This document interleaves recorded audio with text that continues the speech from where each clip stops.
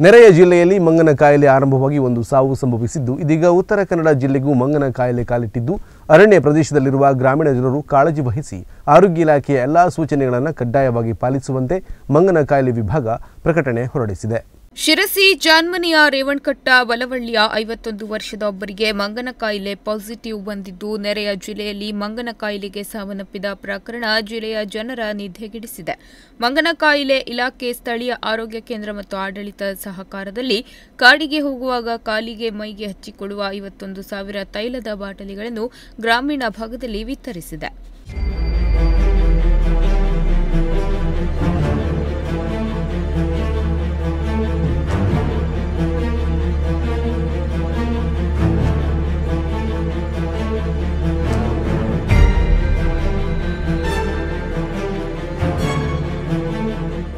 ಎಂಬತ್ಮೂರು ಸಾವಿರ ಬಾಟಲಿಗಳನ್ನು ತರಿಸಿಕೊಳ್ಳಲಾಗಿದ್ದು 37,000 ಬಾಟಲಿಗಳನ್ನು ಸ್ಟಾಕ್ ಇಟ್ಟುಕೊಳ್ಳಲಾಗಿದೆ. ಜಿಲ್ಲೆಯ 12 ತಾಲೂಕುಗಳಿಂದ 1,892 ಜನರ ರಕ್ತದ ಮಾದರಿ ಸಂಗ್ರಹಿಸಲಾಗಿದೆ. 7 ತಾಲೂಕುಗಳಲ್ಲಿ ಮಂಗನ ಕಾಯಿಲೆ ಬರುವ ಸಾಧ್ಯತೆ ಇದೆ ಎಂದು ಅಂದಾಜಿಸಲಾಗಿದೆ.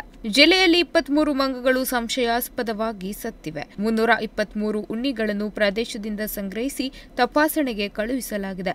ಮನೆಗಳಿಗೆ ಕುರಿತು ಮಂಗನ ಕಾಯಿಲೆ ಮಾಹಿತಿ, ಅದರಿಂದ ತಪ್ಪಿಸಿಕೊಳ್ಳಬೇಕಾದ ಸೂಚನೆಗಳನ್ನು ನೀಡಲಾಗಿದೆ.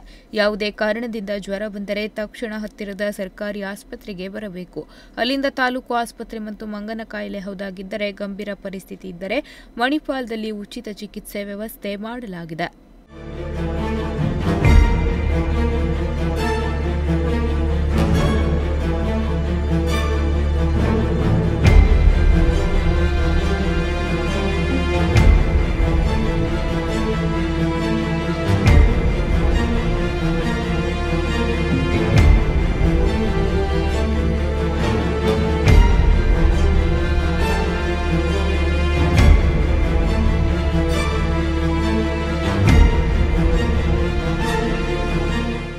ಇನ್ನು ಪ್ರತಿ ವರ್ಷವೂ ಕೂಡ ಮಂಗನ ಕಾಯಿಲೆ ಉಲ್ಬಣವಾಗುತ್ತದೆ. ಆದರೆ ಇನ್ನೂವರೆಗೂ ಕೂಡ ಲಸಿಕೆ ಬರಲಿಲ್ಲ. ಈ ಕಾಯಿಲೆಗೆ ಖಚಿತ ಔಷಧ ಇಲ್ಲದ ಕಾರಣದಿಂದ ಜಿಲ್ಲೆಯಲ್ಲಿ ಮಂಗನ ಕಾಯಿಲೆ ಆಸ್ಪತ್ರೆ ನಿರ್ಮಾಣವಾಗಬೇಕು.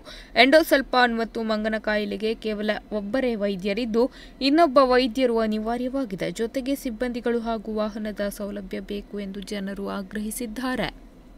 ಒಟ್ನಲ್ಲಿ ಮಂಗನ ಕಾಯಿಲೆಗೆ ಜಿಲ್ಲೆಯ ಜನರು ಅಕ್ಷರಶಃ ಆತಂಕಗೊಂಡಿದ್ದು ಸರ್ಕಾರ ಈ ಕಾಯಿಲೆಗೆ ಸೂಕ್ತ ಲಸಿಕೆ ಕಂಡುಕೊಳ್ಳುವುದರ ಮೂಲಕ ಜನರ ಆತಂಕವನ್ನು ದೂರ ಮಾಡುವಂತೆ ಸರ್ಕಾರಕ್ಕೆ ಜನರು ಆಗ್ರಹಿಸಿದ್ದಾರೆ.